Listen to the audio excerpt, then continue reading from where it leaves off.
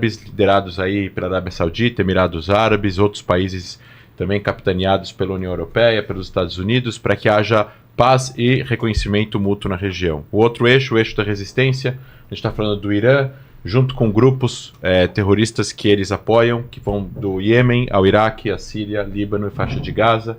O Hamas, no dia 7 de outubro, apesar das avaliações da inteligência israelense dizerem que o Hamas não estava apto e não estava com nenhum desejo de efetuar nenhum tipo de atentado terrorista no curto prazo e não tinha interesse num conflito armado de larga escala, cometeram uma violação à soberania de Israel, invadiram Israel pelas fronteiras.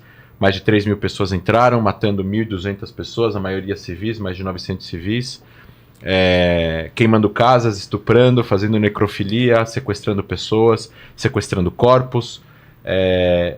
Israel, obviamente, reagiu na hora, dando início a uma guerra que dura até agora entre Israel e o grupo terrorista Hamas, onde o Israel colocou como objetivo destruir o poder militar e a capacidade do grupo de se rearmar e tirar o grupo do controle da faixa de Gaza. E isso ainda não acabou, ainda existem 133 reféns em Gaza.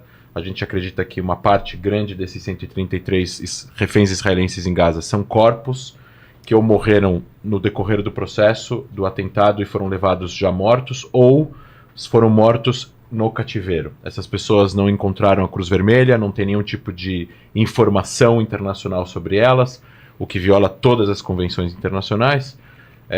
E por outro lado, aí a gente tem aí já milhares de mortos na faixa de Gaza, também tem civis que morreram nesse conflito, e no meio disso a gente tem aí o envolvimento do Irã, um ataque direto do Irã contra Israel, uma resposta israelense no sistema de defesa aérea iraniano, mostrando que Israel consegue chegar no lugar mais sensível das guardas revolucionárias iranianas, e tudo isso está dentro de um contexto geopolítico, que a gente está falando de guerra na Ucrânia, a China, eleições dos Estados Unidos, e por aí vai. Então, hoje em dia, a gente está dizendo que hoje, 7 de outubro, e hoje hoje à noite, os judeus no mundo inteiro celebram a festa de Pessah, que é a Páscoa judaica, seria a festa da libertação, a festa da liberdade, a gente chama Hag HaHerut, né, a festa da liberdade, que na verdade traduzindo aqui para quem não conhece, é uma celebração que os judeus fazem há mais de 3 mil anos, que celebra a saída do povo hebreu do Egito depois de 220 anos de escravidão,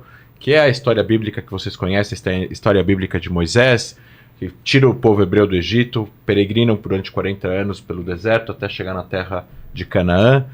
E hoje em dia, os judeus do mundo inteiro, de uma certa forma, vão celebrar a liberdade que aconteceu há mais de 3.500 anos atrás, mas, ao mesmo tempo, lembrando o 7 de outubro, o pior atentado terrorista da história de Israel, os 133 reféns na faixa de Gaza, e de uma certa forma perguntando que a liberdade ainda não chegou na sua totalidade. A gente ainda não tem a paz que a gente deseja, os israelenses ainda não têm os reféns de volta, e muitas famílias vão celebrar essa festa numa mesa parcialmente vazia ou totalmente vazia.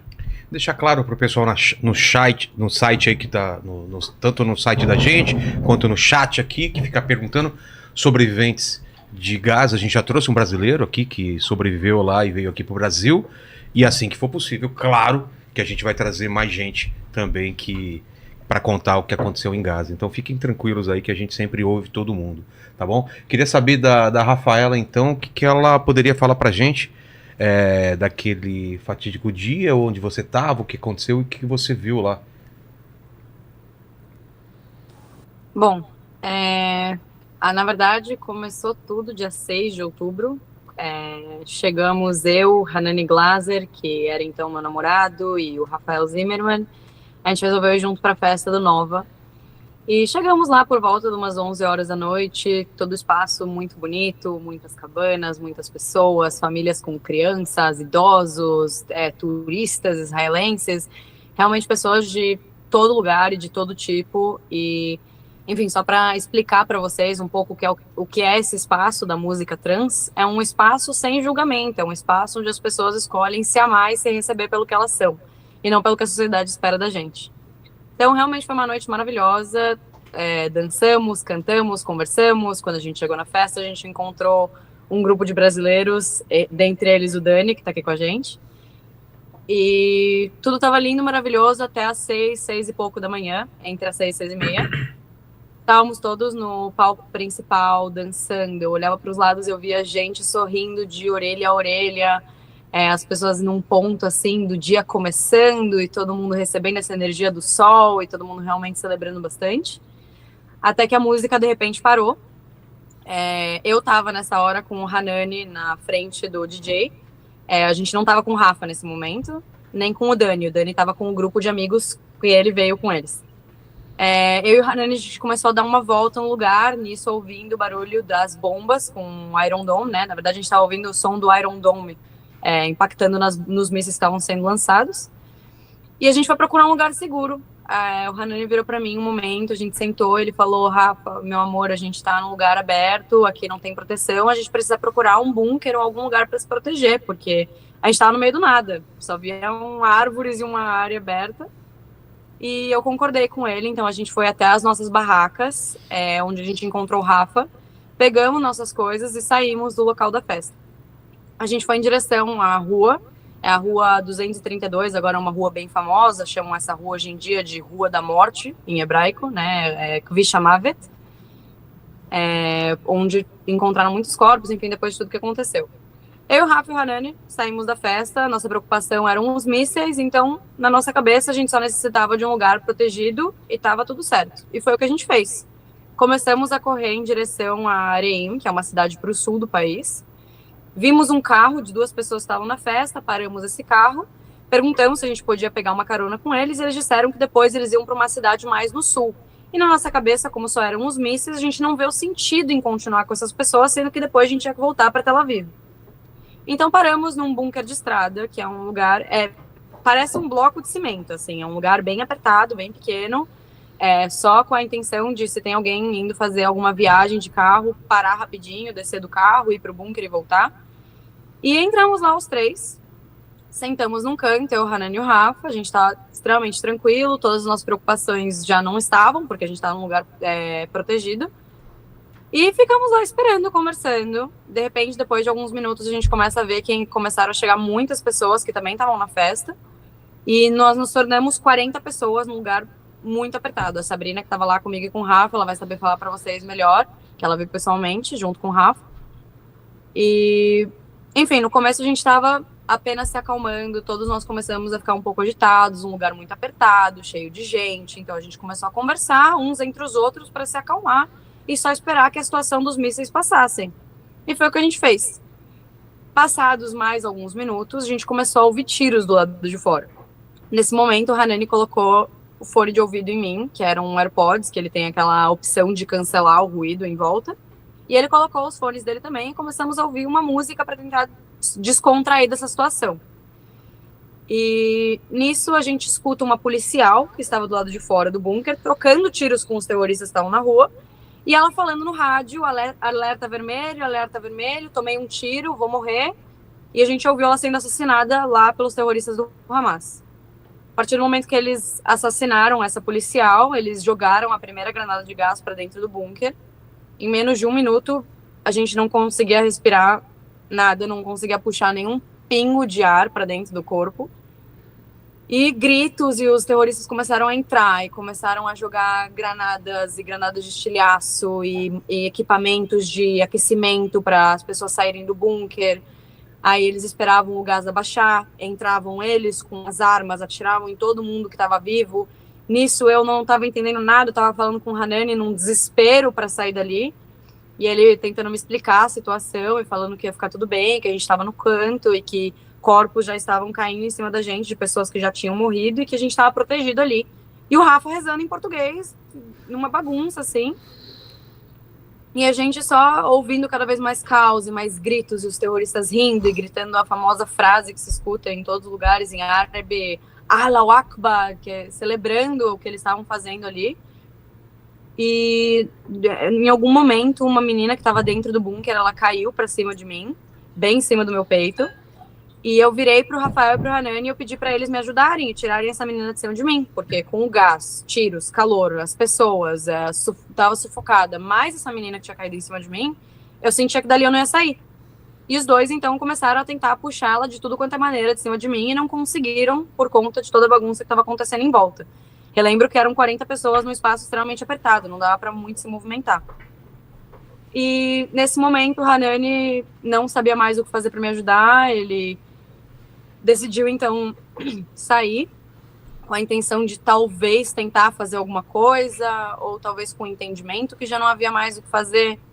E nisso ele se separou da gente, foi pra frente do bunker, eu na hora não vi o que aconteceu.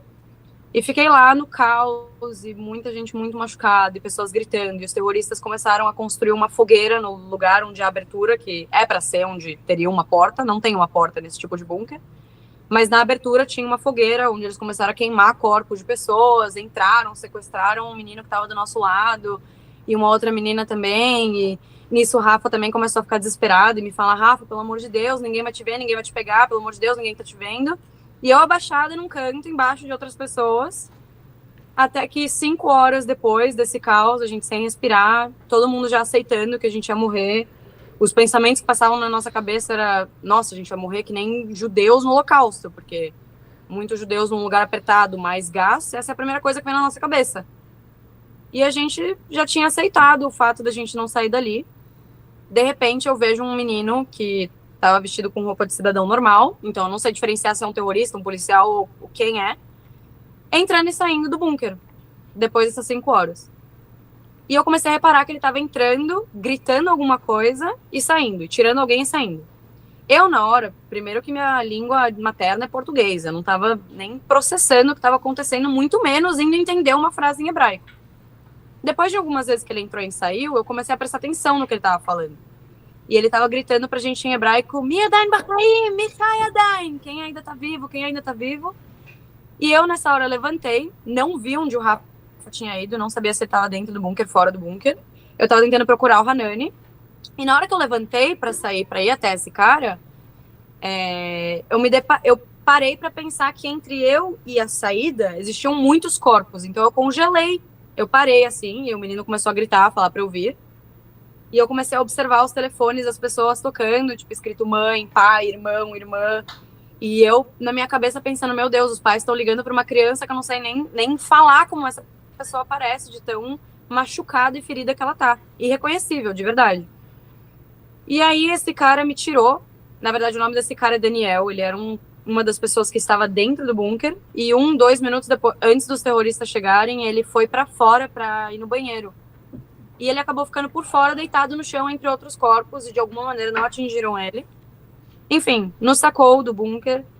Eu chego na parte, eu saio do bunker, eu vejo a fogueira, eu vou para a parte do bunker, eu vejo o Rafa jogado no chão, um pouco de alívio, né, de ver uma pessoa que estava comigo ali. E o Rafa estava assim, olhando para Deus, falando, meu Deus, eu sou muito grato por estar vivo e agradecendo. E a única coisa que saiu da minha boca era o Hanani morreu. Eu comecei a gritar para ele, falar, o Hanani morreu, ele morreu, ele morreu. E o Rafa só concordava comigo, não me respondia. E eu sentei do lado dele. Na nossa frente tinham 5 ou 6 policiais, não mais do que isso. Esse menino, o Daniel, ele viu um carro de pessoas que estavam na festa quebrado e estourado, com tiros, balas, enfim, não sei mais o que. E na parte de trás do carro, no porta-malas, tinha uma geladeira, um freezer com água, suco, frutas, etc. Então, eles quebraram o carro e trouxeram pra gente água e frutas.